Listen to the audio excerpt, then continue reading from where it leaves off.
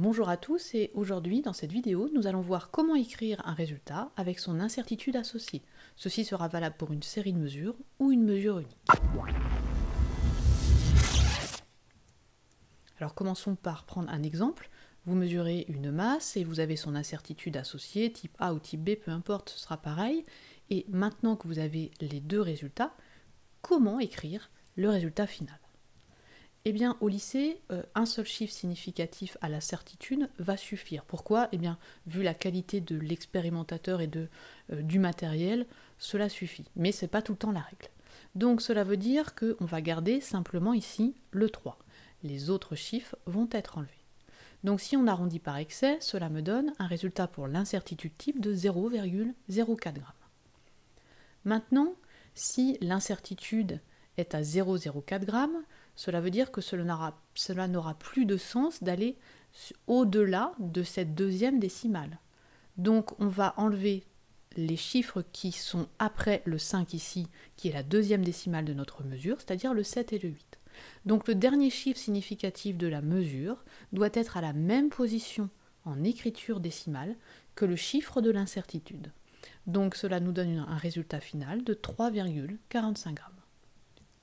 Nous pouvons donc maintenant faire une phrase correcte qui indique le résultat et son incertitude type.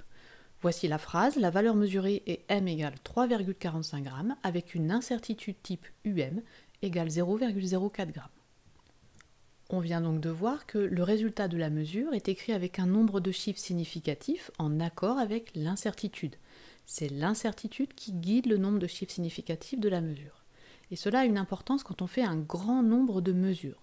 Prenons un exemple, prenons un chronomètre qui mesure au dixième de seconde. Réalisons des mesures de durée et on calcule, vous pouvez aller voir dans une précédente vidéo, l'incertitude type associée. Et ici, l'incertitude type est de 0,05 secondes. Donc on voit que l'on va donner notre moyenne à 10,92 secondes. On voit donc que la précision de notre durée moyenne est plus importante que la précision du matériel, ici le chronomètre qui mesurait au dixième. Alors maintenant c'est à vous de travailler et d'essayer de me donner ici les résultats sur chaque ligne de l'incertitude et de la valeur ici mesurée. Alors si vous l'avez fait, vous pouvez mettre sur pause, regarder et comparer vos résultats. Alors que devez-vous retenir dans cette vidéo ?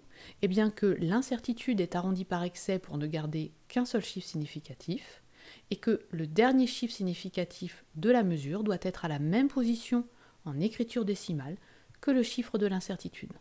Voilà pour cette vidéo et je vous dis à bientôt pour les prochaines.